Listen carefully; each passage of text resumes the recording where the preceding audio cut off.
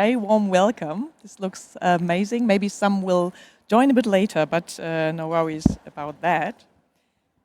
So, who of you joined already some of the quantum sessions at Republica? I think we are the third one. So, who has joined another quantum session in the audience? 1, 2, 3-ish, so 4. So some of you know already about the principles of quantum physics and of quantum technologies. And maybe some of you already know also about the non-binariness of quantum. So that was the second talk, which just ended, I think, 15 minutes ago. And now we will have the third session on quantum, which is called Integration of Quantum Principles into the Artistic Processes. And we have very, very special guests today, taking selfies. This is wonderful. So we have Bianca Kennedy on my left-hand side, and Felix from the Swan Collective, and together they form Kennedy and Swan. And on the right-hand side, we have Adrian Schmidt from Karlsruhe, and we have Nadia J. Armstrong on my far right. And my name is Gesche Joost, so I'm the Vice President of the Goethe-Institut, and I'm working at University of the Arts. And I had the pleasure to work with the Goethe-Institut in the last couple of months on exploring quantum through art and design. And I have to say that I got really hooked to the topic. Before, maybe it was same to you, that quantum physics and quantum technology was something where I barely understood a word, and I did not dare to ask because I did not even know how to ask a question. So that was my starting point. And then we started this collaboration and a lecture series at my university and a quantum music performance, and we had a lot of fun with different artistic explorations into quantum. And this is what, passed for me, for myself, the way to even be able to talk about quantum revolution and what it all means. So if you get out of this talk with some idea about what quantum is, we are very satisfied. And if you get inspired by also, engaging with quantum, that's perfect. So as part of this program, Studio Quantum, this is an international artist in residence program. You can, if you have your smartphones on, just Google Studio Quantum with the Goethe-Institut. And it's a big events program exploring the emerging quantum technology through the lens of art. And in the coming months, they will have 8 residencies that will take place in 8 different locations. So at Karlsruhe, for example, at ZKM, but also in Bangalore, Dublin, Lagos, London, Mexico City, Johannesburg, and Rotterdam. So really an international network of quantum arts and artists in residence who will explore the technology. And in autumn, there will be a program at Haus der Kultur in der Welt. So it will be the first weekend of November. You can just type it into your calendar. It will be an amazing weekend full of art explorations into quantum. So this for the introduction. Now I will introduce the panelists. So I will start with Nadia. So Nadia Armstrong, she's a visual artist and PhD researcher at the same time, working with performance, 3D, composition, AI, and expanded video. You were a guest speaker at my colloquium. I was super impressed, as well as my students were, that covering kind of both sides. So the kind of more theoretical explorations from science technology studies into AI and quantum, but also with your artistic performance and the artwork. And we will talk also a bit about your installation, Render Me Tender. So this was one really great video. So again, in your smartphones, if you Google Render Me Tender and Nadia Armstrong, that's also a very good tip. We have on the left-hand side, we have Kennedy and Swan. You were founded in 2013 already as a collective, and your work comprises your both collective artistic performances. You're working together, explore the future of evolution and its impacts on plants, animals, and humans. So you're working very much at the intersection of posthumanism, of different kinds of virtual realities and augmented realities, but also, you use drawings, stereotypical film footage, 3D scanned landscapes, and so on.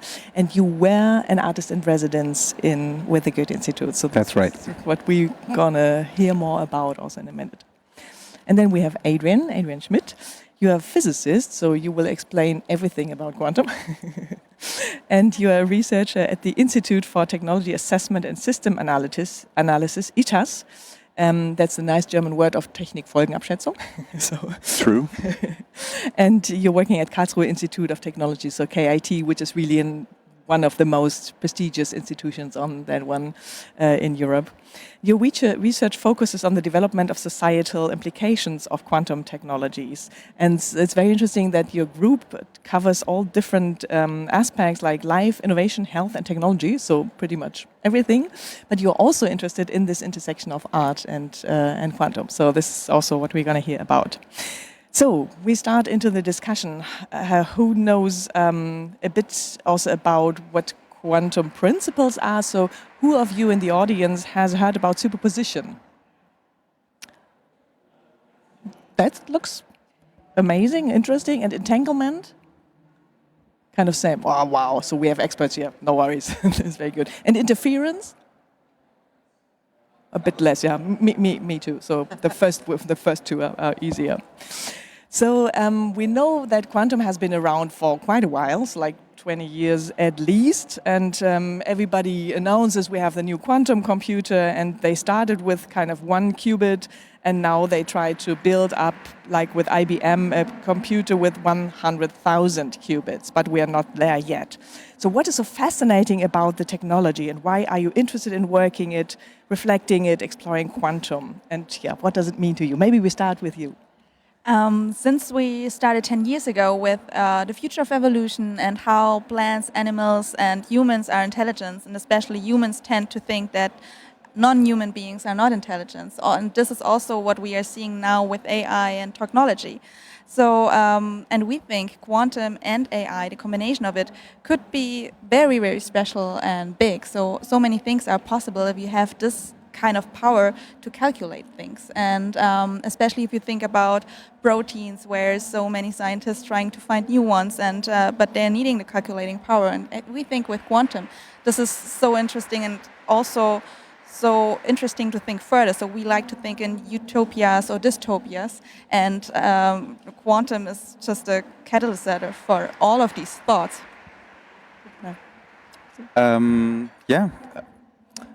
So it really is, it fits to everything that we've built so far. So we were like parallel to imagining how evolution might go on, like the biology side of things might turn out. We always also thought about technology as an kind of an organism as itself. So also maybe even a little independent of us humans building this technology, it's somehow we can't stop it even. Like AI and quantum, it will happen, and there's not like one person who could stop the whole process. And maybe there's like if we zoom out really far, we could see technology as something that's living. And quantum is just like the next logical iteration of technology. So yeah, that's great to hear. So technology as such has an agency on its own, right? So it's not a tool or something, but it has a kind and maybe of also adheres to the principles of life or of biological rules. So yeah. Yeah, great. Thanks so much. Adrian, how did you what was the wrong turning point that you took that you ended up in quantum? I mean, I'm a physicist by training, so I already had it in university and focused my master thesis on quantum computing because, as both of them said, there are like crazy applications possible with it.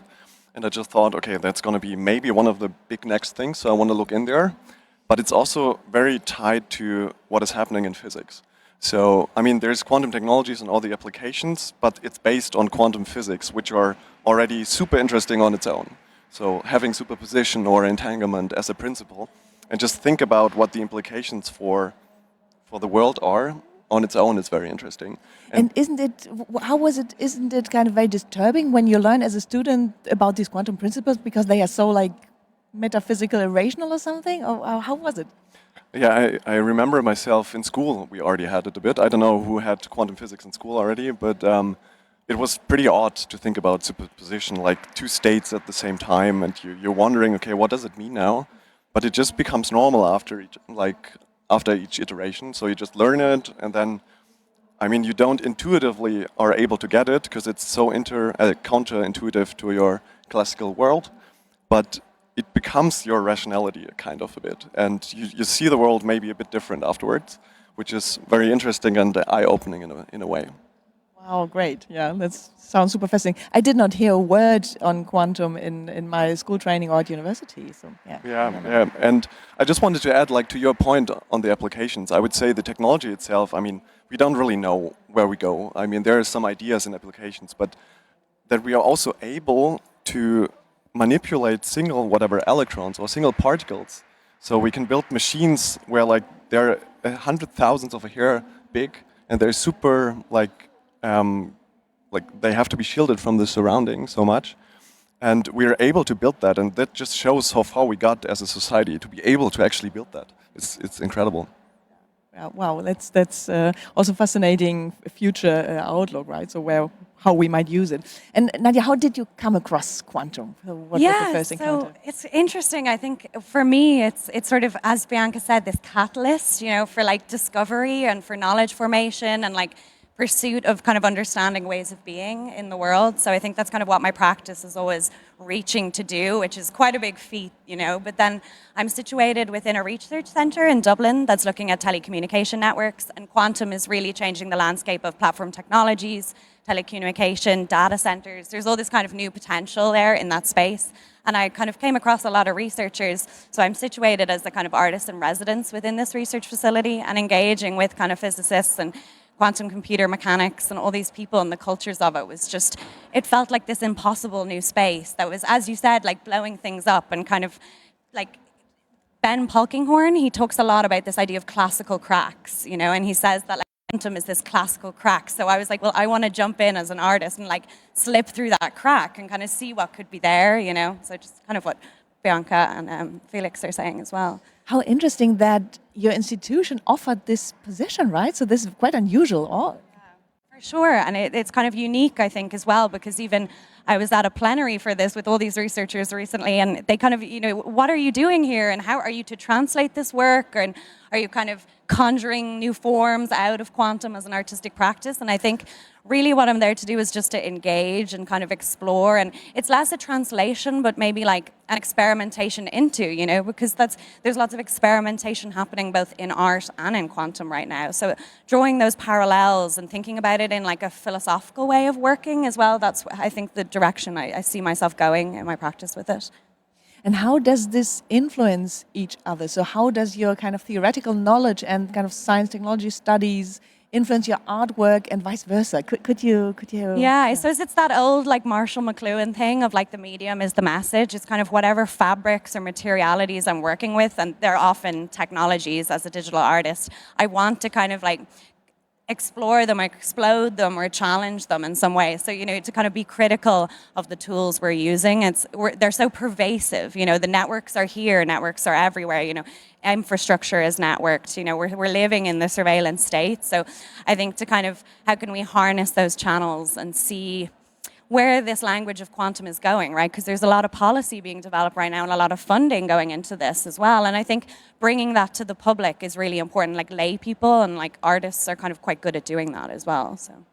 Yeah, a great example to see how we can have this transdisciplinary approach to explore kind of maybe phenomena that are mind-blowing to us. And how did you use this opportunity of the residency? So what was your artistic approach to quantum, and what did you do?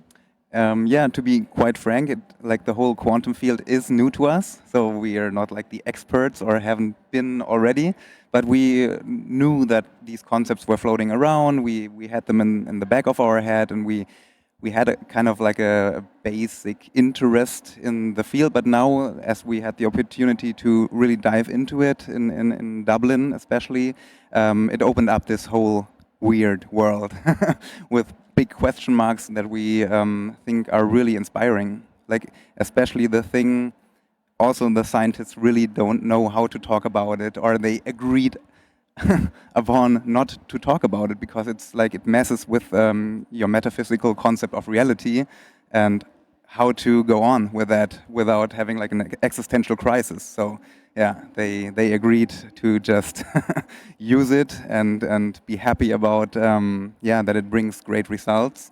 And yeah, and there we had the opportunity to get a glimpse of this world. We were connected to the Trinity College and to the Connect Institute, and we like so many open scientists who just took us, showed us around, gave impromptu speeches about quantum principles and Maxwell's demon, and it was just like this mind-blowing super cut of us getting this knowledge or this feeling or emotions also to these principles. And yeah, and we just used the 2 weeks in Dublin to meet everyone that we could, and then we had also 2 more weeks to travel around to get to know the Irish countryside, and we started to create 3D scans of the landscapes.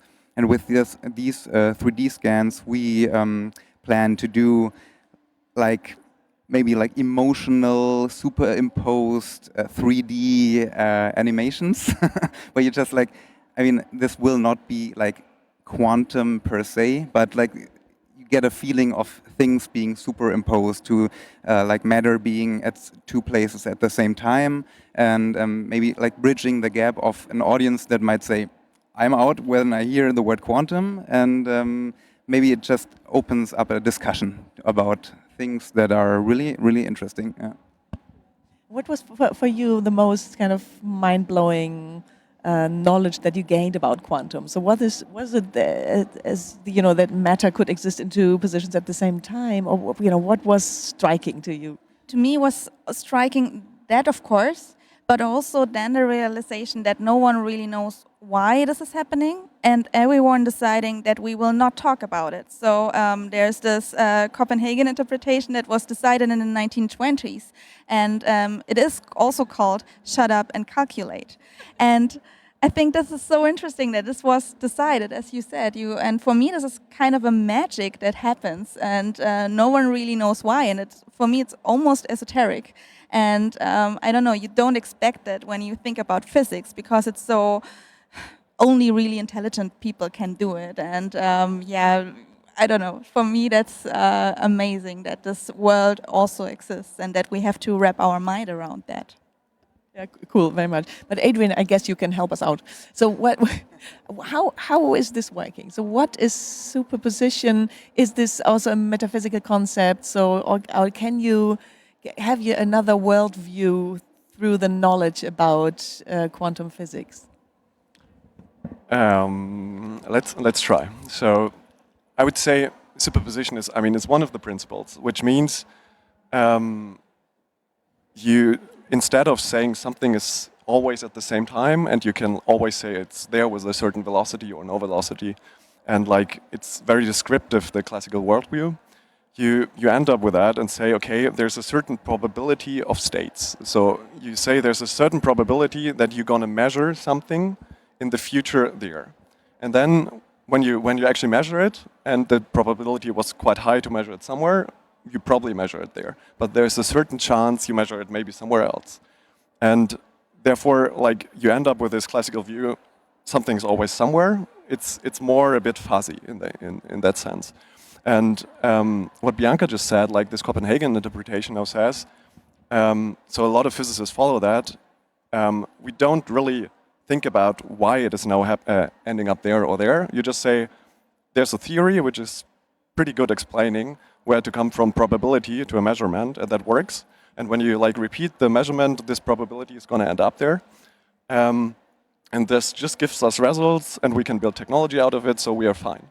But there are actually quite big physicists which are also challenging that and say, okay, maybe it's not like that. Maybe if there's a 50-50 chance and you measure one, then in another universe, actually, the other chance is like opening up, and that's the multiverse interpretation. And I don't say I follow that, but like there's actually quite a discourse around it, which is, touching artistic pieces as well. So there's a whole debate about it in the physics scene as well.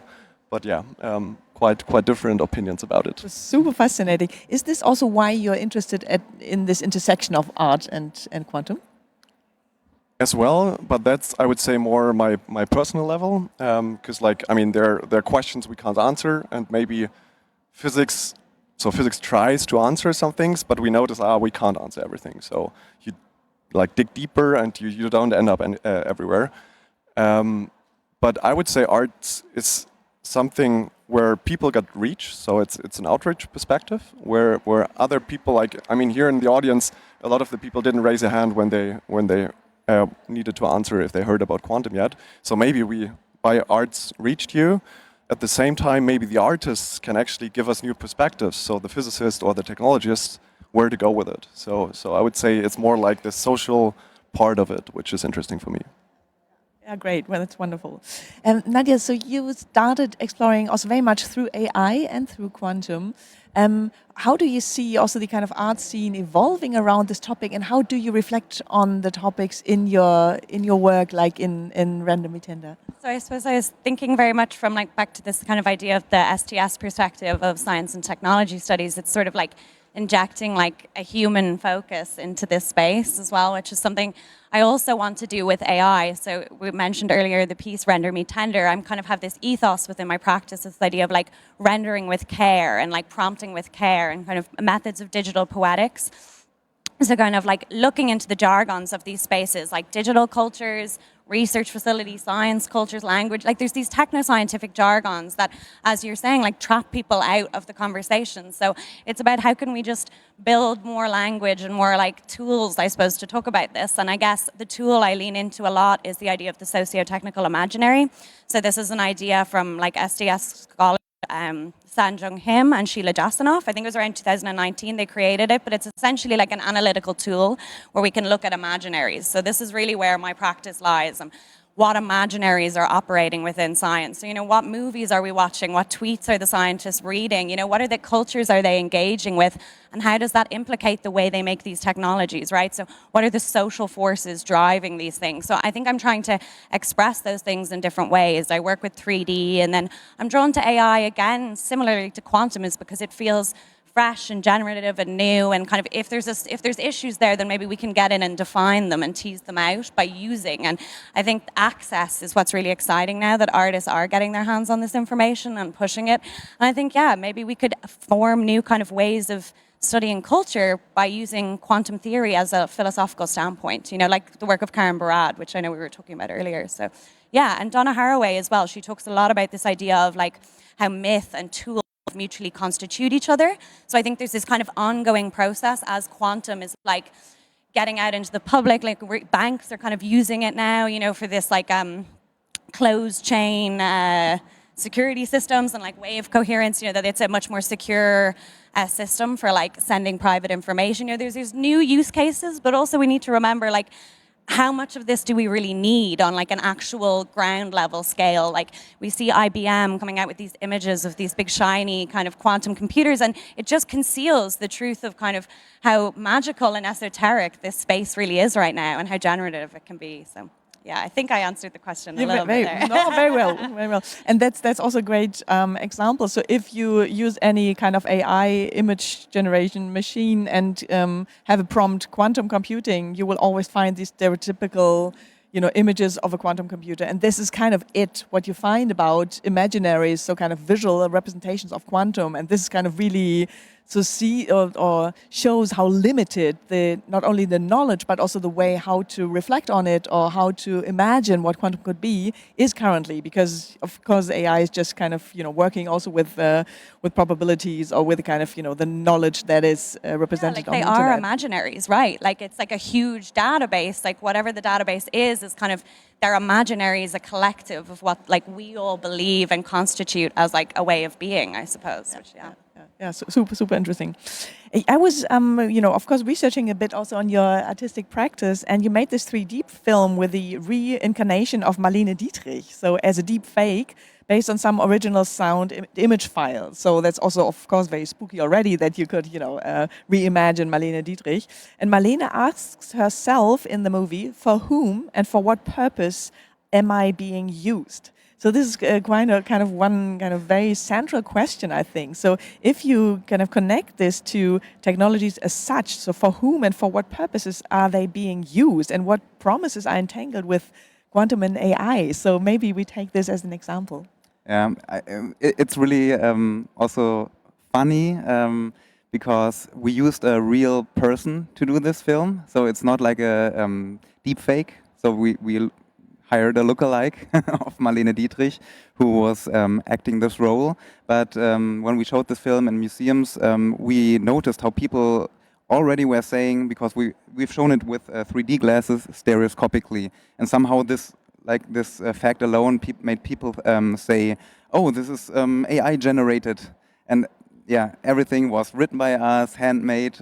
Marlene Dietrich is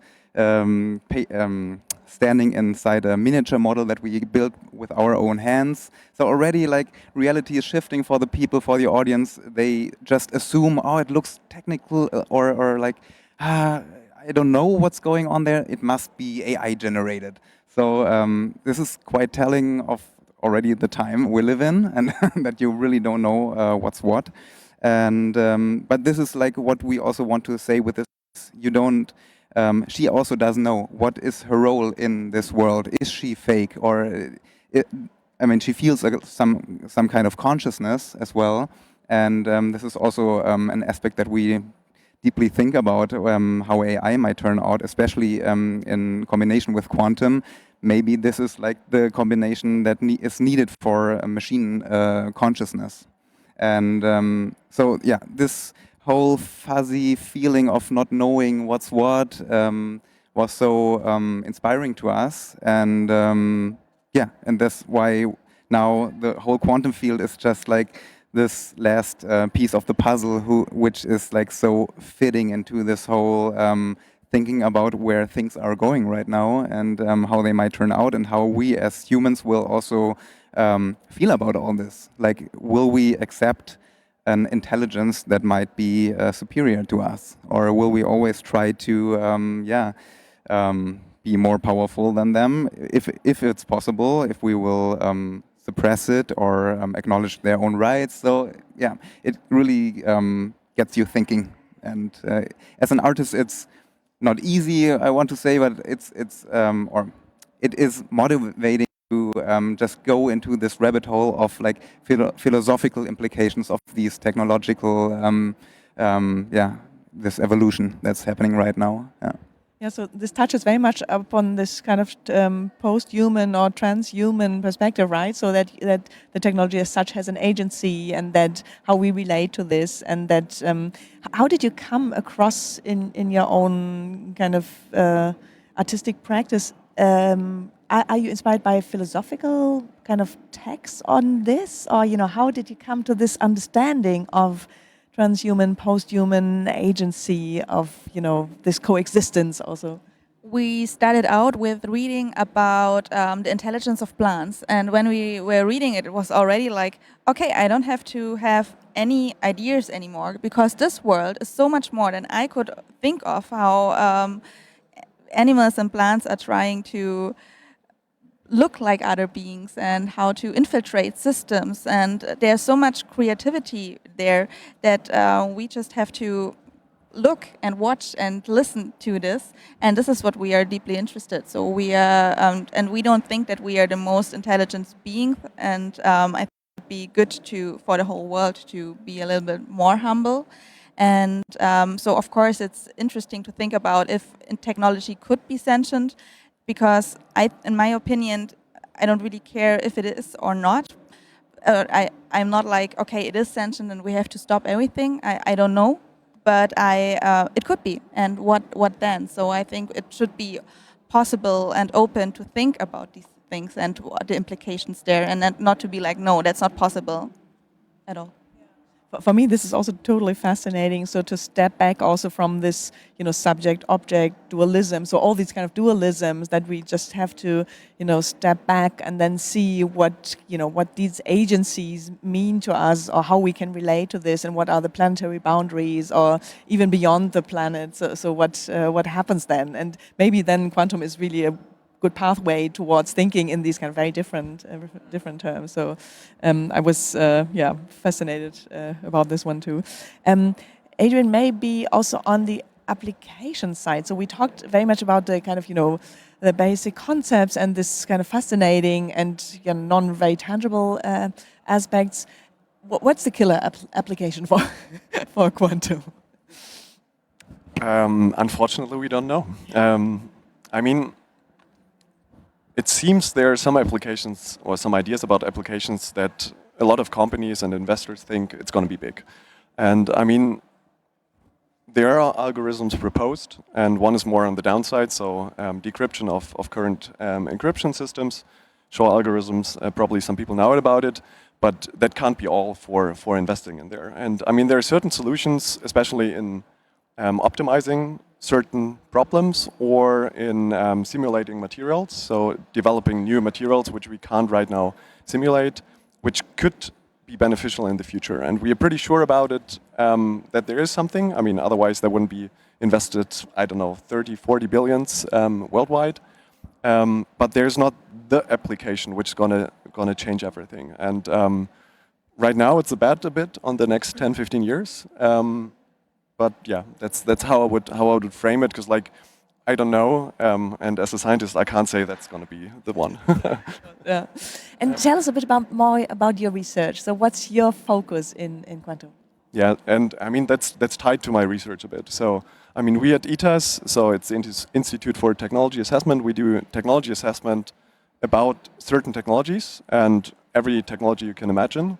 And we focus, so we are a group of 3 people focused on quantum. And we think about, okay, which implications for society could be there due to applications, mostly. And I mean, there are challenges to it. And there are, I don't know, dual use problems maybe, so military applications of certain things. And then we think, okay, which maybe regulations or policies do we need?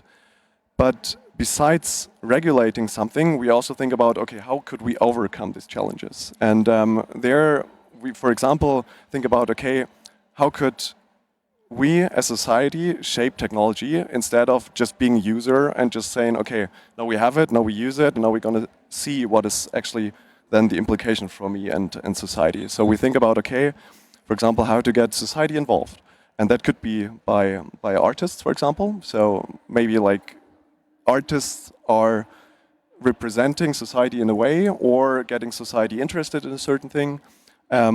But we also think about educational perspectives, all these kind of things. So yeah, that's a bit what we do. I can talk more about, but yeah. Yeah, we will come back to this point because that's super interesting. It's so education and accessibility. Yeah. But maybe we start first, or we continue with Nadia. So you mentioned a superposition and Karen Barad's non-binariness, and I was also so fascinated to see that she also reflects on quantum for her theoretical approach, and then says, you know, also that this kind of our discourse on, you know, being non-binary, being queer, that this could be linked to quantum and you know, the nature of quantum being not 0 and 1, but the superposition. So is this playing a role in your work? 100%. I completely I agree with that stance, and it feels very like cyborg feminist to me. And you know, I think I'm drawn to it because it's fluid and undefined, and this kind of concept of the superposition, that things can, and that they can like affect each other too and mirror each other in these strange ways. And then these ideas of wave coherence, they talk a lot about that. So when I mentioned the banks earlier, it's quantum key distribution. That was it. That's like kind of how banks will send information like in a protected way. So that's like one example of a use case. But yeah, I think the entanglement is very intriguing to me because it, as Karen Barad says, it kind of expresses for her intuitive way of existing as well. So I kind of, that resonated with me, that there was this sort of entangled energy to it, and that's sort of how I feel I operate. I think in a networked way. I work in a networked way. I work on the network, with the network. It's about the network, you know, so there's all this kind of networked logic there. And I think it's exciting to move away from a binary and like to kind of break it out. And even earlier, there was a talk earlier on gender and quantum, which I think is really interesting space as well. And I'd like to see that like pushed further, because again, it's all about ways of knowing and understanding ways of being in the world, like I was saying earlier. So it feels like there's a potentiality there to kind of crack things open. Like I always talk about my favorite meme that kind of deals with quantum. I like to like explain things through memes. That's a good way to kind of get people engaged. But there's this kind of the feminism leaving my body meme. I don't know, she's like lying on the floor and the feminism is like leaving her body. It's sort of this echo of like the superposition state and like thinking about Schrodinger's cat and like things like when you're in this sort of two-state mentality where things aren't finalized. I think artists work in that space always, you know, so it's nice to have a word to identify it now in these principles. May I add on this? Because I find this point very interesting. I mean, there was just a talk about the whole topic about like non-dualism due to quantum, and I mean, as a physicist, I'm like, okay, when people say we're entangled now, I would say, as a physicist, well, we don't really know, but by understanding that the reality is not as classical as we think, and that there's maybe more, which is kind of disruptive in thinking, this could open up like a channel for that society thinks, maybe this kind of black and white, like this binary thinking is not everything. So maybe it just opens up a thinking path, and people are going to follow it a bit. So I fully agree. And like culture and science fiction can kind of get us closer to those things as well. Like so many scientists and physicists who've like discovered things, like they were reading Jules Verne, or they were, you know, engaged in Blade, you know, these things, these world building, speculative world building around this is, I'd love to figure out a way to do that with quantum, to kind of build an aesthetic world, sort of similar to what you guys are trying to do, is like build these like creatures or objects or hybrid typologies that can kind of talk about that, the complexity of that. But yeah.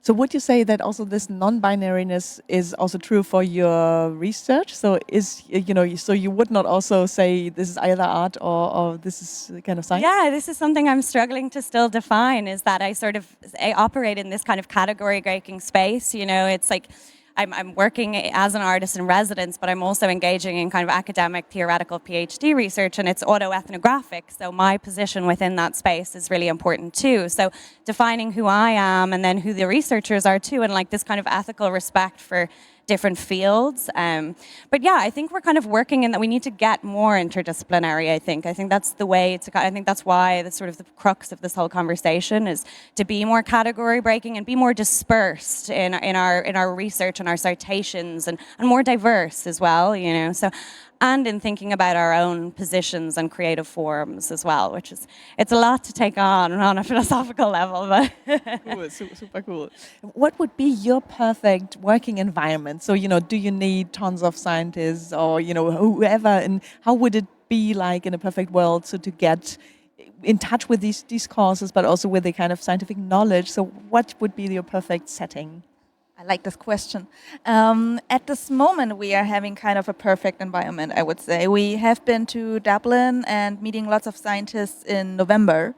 And after that, the traveling, and it was the 2 weeks we stayed in Dublin at the residency, it was packed with meetings and information, and it was heavy. And after that, the 2 weeks was more time to read more and to just dive in.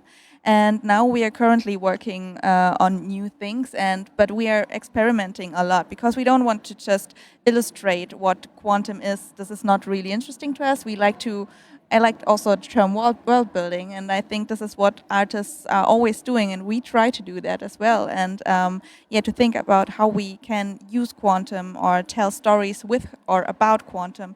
And now we have, for the first time in 2 years, really time to test and to see that something isn't working, and then to do it again. And so the last few years have been packed a lot, and now it's really, there's time. And I think that's, for me, is the perfect environment, to be at the studio, to still have lots of scientists we could write or call and ask our questions, because they are still there.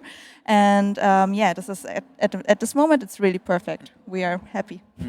Yeah, maybe just like as an example, we're in touch with scientists from the Tufts University in USA, and they are working on biological robots, for example. They, like in the future, if everything goes right, they are supposed to live in your body to collect healthcare data and send them to the outside. But also these like biological robots, they are supposed to cure diseases and make you more healthy, and to come up with the ideal shape of these robots. These scientists are already using currently normal computers to do like virtual evolutionary cycles of like speculative shaped biorobots, and they go through a whole life cycle, and this program is calculating how they would move, how they would replicate, And we think like when the quantum computers are there, this will be like blowing up. This whole field will be like elevated to new realms, because I think this is also one of the main intentions of quantum computing, to really go where it's to look at every atom and to imagine how would this molecule behave. And this is like exactly the thing current computers can't do. And so it's already we see where people are really desperately waiting for this whole quantum computing to arrive, or to get their hands on, and to really use. Yeah, and that's a perfect keyword. So accessibility is one of the big topics, right? So we know that big companies are investing heavily, and the usual ones, right? So like IBM and Google and so on, and the most of the budget is spent in the US, and then China, and then at some point in time there's Europe, and then Germany. So maybe Karlsruhe is, in Germany, not the worst place to be to have access to quantum computers. So how do you deal with accessibility, and what would you wish for in terms of who can use quantum computers? Yeah, that's a big one and a good one, because like that is one of our main research focus actually. And I mean that's the term quantum divide I would drop here, which means, I don't know who knows digital divide, but it's about who has access and who not, and so who is left out of the conversation in the end. And I would even put like 3 different levels in there. So I would say there's a global perspective, global north kind of versus global south. So development is in hardware and in software mostly happening in the global north, when you put China also in there. So that's there. And then some say, okay, we have IBM and Qiskit, so you have an open access to it. Everyone just can go on your smartphone and work on it. And in every country, but like there are already some countries like Afghanistan where you don't have access to it, and so you're depending on a big American company, and who knows what the American company is going to do in the future. So who is going to have access in the future? That's like first level. Second is like, as you said, Europe kind of against the US. The hardware development is mostly happening right now in the US. Software mostly here. So we are seeing, okay, we should do more, and we have kind of good strategies in Europe. So we analyze that, and the Americans are actually quite jealous on the European and German strategies. So we are actually doing great, they say. Not fully sure, but it seems to be quite good. That's another level. And the third, which is my personal like most important one, is quantum divide within societies. So that, I mean, although IBM has a platform where you can just already start coding, not everyone knows about it, not everyone knows how to use it, and so although you have access, you're maybe not able to actually take agency in there. So what I would wish for is that we spread the word that this is going to be important, that people understand the importance, and get kind of an idea what is actually happening there, to be able to actually form a bit the technology. Yeah, great. Wonderful. Nadia, I was inviting you to our lecture series on digital colonialism. So this is exactly also this topic of this divide. So maybe also your thoughts on this dualist, or on the colonial. Funny you said that, yeah, because I was really thinking about like this Fortschritt idea of progress and more, and it seems like the policy is like pushing for that, and there's kind of questions around how necessary it is. Like I think about 6 or 7 months ago, there was an American politician, I won't say who, but he was making these like sweeping statements that it's going to be 100 times faster than the regular internet. And not to like discredit the power of quantum and what it can do, but I do think we need to kind of reel it back and slow it down a little bit to like a more slow process. And this kind of idea of like, for me, the right to repair is really, really important in practice. And then also this idea of like the rendering with care as well, that there's a like sensitivity. And I think it all leads back to this idea of non-human intelligence as well, and understanding what that is. And kind of even scientists now within Connect are like thinking about how quantum is going to affect telecommunications, right? Is it going to make it better? Like, are we going to be operating like platforms on a quantum internet or through quantum computers? And those conversations are happening at a very experimental level within like certain PhD researchers and postdoctorate research programs within Connect's like framework. And I think the ideologies that are attached to that are very rooted in digital colonialism. And it's kind of, it's sad because when it has this fluidity and we're kind of addressing its like exciting potentiality for thinking that way, It feels like that is slightly removed from the conversation, but I think this idea of non-human intelligence, I was definitely trying to push that, like reading about different people's research. There was a lot of them are looking at like kind of ant colony logics, or like the way bees operate, or like kind of herds of bison have methods for communicating like their directions. You know, it's to kind of escape from this Cartesian dialect of like centering the human, which we were mentioned earlier, and like this mind-body split, which like just doesn't serve like the contemporary human, or the cyborg human, I should say, you know. Great. So it's also very much touching on power relations, and so maybe we would vote for quantum as a public infrastructure, right? So that we have access to engage also on a societal level. And we will, in a minute, open up for Q&A, so you can prepare your kind of super intelligent questions. No, you can prepare for anything. So also just, you know, asking whatever comes to your mind, or basic questions towards what quantum is, something, so feel free. So we make a last round about future outlook. So what would you wish for your own practice, but also maybe for your societal view where quantum should develop towards or lean towards? So what be your wishes? Okay, I start. I just heard the other day that quantum computers one day might develop medicinal drugs for people, like for individual people, individual drugs for this one body and this one special disease. And this is quite promising, that it really helps to make your life better and to make it longer and more healthy. So this is what I'm rooting for. Yeah, I really like that, and this is something we think a lot about, but it's always also the question, who can afford this? Because it always comes with the money, and I think this is the one of the main questions you just asked about access and who can access things. And I think it's really important that we all talk about these things now and not when it's too late. I have the feeling that with AI, we were really late to the game to talk about all the problems, and then we talked about the problems and there were no solutions at all, but everyone got used to it. And I think so, yeah, quantum has been around for quite a while, but now when things are getting better and maybe more accessible, it's really good to talk about who has the access and why and what are they doing with that. Yeah, I would definitely agree on both of it, and maybe like I really like Bianca's point.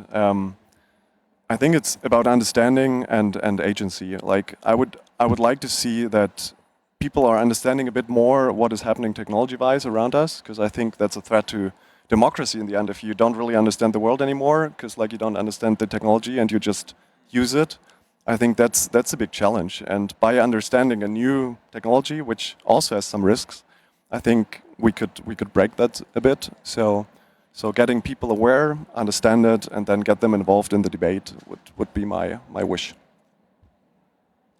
Yeah, I think I don't know if I can top either that, but like to echo those things as well and to reiterate them. And yeah, I suppose to see the potential for like gender conversations and like new generation, kind of if quantum is growing as like our Gen Z generation is growing, and they're going to break things up for us. So yeah, I suppose to see what's hidden underneath those classical cracks that Ben Polkinghorne that I referenced earlier, see what's going on there. But from my own perspective, I think I'm really interested in bringing it back to like emotions, feelings, humans, intuitive processes, and like slowing things down a little bit too. So that would be kind of what I'm always trying to remind the people I work with, Yeah.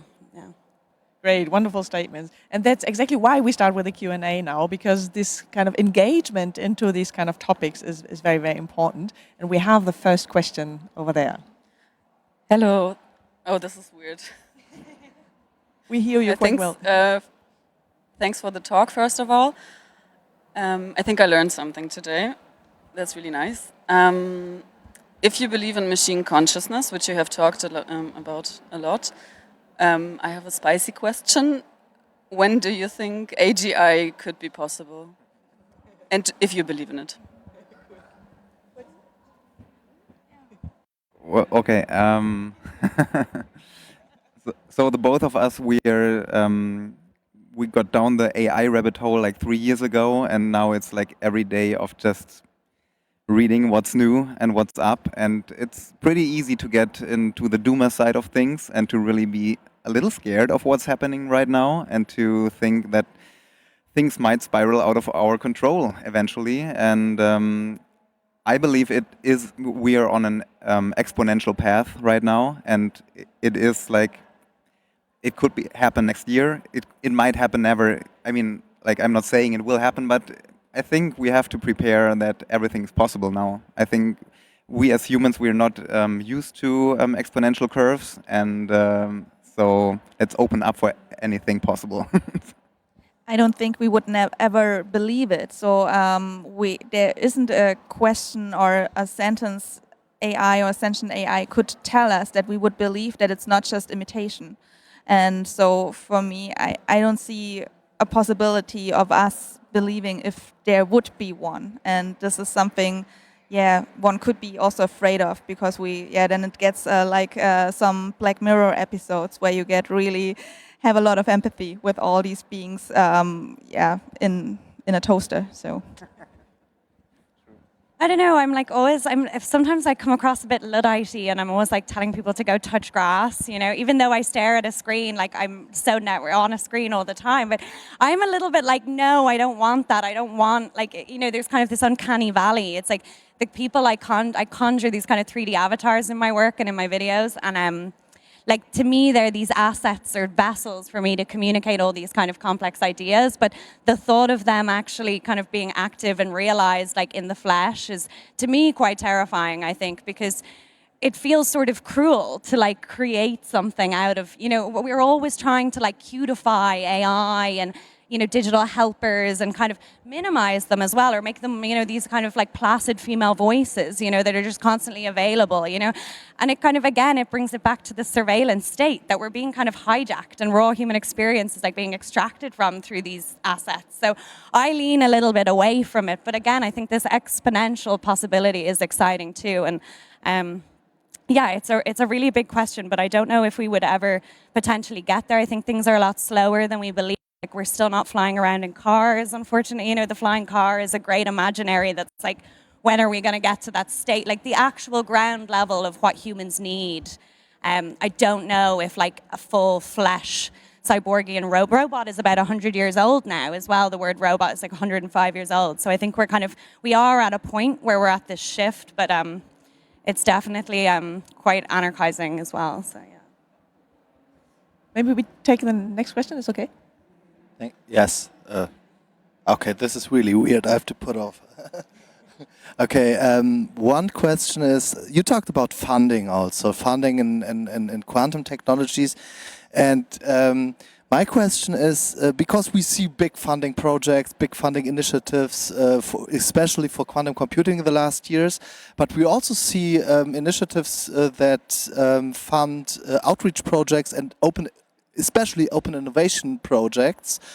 And my question is, how could the German government or any other organization could support you to bring together these concepts of arts and these concepts of quantum computing beside of classical outreach and beside of classical formats that we know, because we are organizing on behalf of the German government, quantum future academies and other things like that. But we are always on a search of new formats and completely also breaking through these kind of rules that funding has to have always. And to think a little bit out of the box. And so I'm curious what you have for ideas for new funding concepts. This is a wonderful question. We have to have a good answer. You start first. No pressure. Yeah, I thought about it a bit. Actually, it's part of our job. I would say getting artists involved must be beyond outreach. So, there are projects where, I don't know, a company decides, okay, let's get artists explaining that to the public. And I wouldn't say that's art. Like, I'm not an artist at all, but in my perspective, that is more like you tell someone what to do. And arts for me is then actually develop something which isn't there yet and some imagination. And I think that can just work if you get them on the same eye level. So the artists and the scientists, or the artists and the developers in the companies. So you need some way of getting them together, put them to a room and let's see what is happening. And there were examples in the past, in the Bell Labs in the 60s or 70s, where like scientists on the classical computers worked together with artists. And I think something like that, I don't know how to structure it, no clue about that, but I would wish for that, where artists can actually explore what is happening. Yeah, I would totally agree, right? So also how you were describing it, so this kind of co-location, co-working on these kind of concepts, on also your program, this is just amazing, so that you have in a research institution artists in residence and vice versa, so right, so there's... And to have like the Science Foundation Ireland recognise that they want to invite artists into that space, you know, and there's this kind of group called the Orthogonal Methods Group, and they operate within Connect, this research facility, and they kind of, the people running it, the artists running it, they very much fell into that industry, you know, and now we're seeing actually funding streams there to get artists into those spaces. But I think what might happen is workshopping, I think, could be a really fun. This issue of translation is a big problem, that we're not just here to like translate the word, it's to kind of create something new, as you said, I think for sure. Yeah. Right, and then it might, you know, be an exhibition with a PhD conference with, you know, everything kind of entangled in a way. So opening up these mutual ways. Oh, so we are, is there one last question maybe? Yeah, super. Hello, thank you everyone. My name is Christian Delutz from Art Laboratory Berlin, and I've been curating art and science projects for over 16 years. A lot of them art and biology, so biology is maybe more graspable. And so a lot of the artists have really made the living art, so like the medium, very much like Nadia was talking about the medium as the message. So having cell lines, fungal biomaterials, even enzymes and hormones as actual mediums. So I was wondering, what potentials do you see, maybe going back to this idea of the imaginary, maybe for us all three artists and the scientists, what could be the potential media that come from quantum physics? And how might they look, how might artists 10, 20 years from now be creating these new media? And also, thank you for recognizing that artists aren't just about science communication or artists in residence, it's much, much more. And the artistic research and the scientific research can run parallel, but also entangle. Thank you. Yeah, it's a huge epistemological issue, like between like hierarchies between science and art, and like valuing research. So yeah, I completely agree with that. But gosh, it's a difficult question. Does anyone else? Well, we've been working with a scientist here in Berlin, Tim Landgraf, from the Freie Universität. He's working on on bee robots. So, and he built this bee robot that's communicating to a hive of bees. And I think this, in combination with quantum, could be also like empowering robots, like physical organisms that share this physical space with us, and making sense of the world. Maybe this is where things might be developing towards. So yeah, maybe robotic. And like access to interfaces as well. Like you were saying, we need to be able to know that IBM has this stuff available, like giving artists the tools so that then we'll actually see what it's going to look like aesthetically. At the moment, it's very much AI generating for me, like work rather than actually using a quantum algorithm, but that could wield really interesting results, I think. What do you think? And just to elaborate a bit, like I do an interview study with artists and see what they're doing. And I have no clue what's going to be the material or whatever, like how it's going to look. I just noticed they use what is there. And if it's visual arts, like someone using a quantum computer to do some visual arts and in the end prints it out and says the quantum computer is his new brush for doing arts. It's just another tool which doing arts with. Or someone is doing quantum music and creating something out of the machine. So I don't know if we need new materials or just like give room with the known materials for something new. It's just my impression they use what's there. So we are rushing, we are at the end of our time, so I hope that you all got hooked and now explore the open source quantum possibilities. You can, there's a quantum synthesizer, Quantum Sync by Eduardo Miranda, so you can do your own quantum music now. And yeah, you can explore the work and the research of our great panelists. And thank you for the great discussion and all the great questions. And please give a big round of applause for our panelists.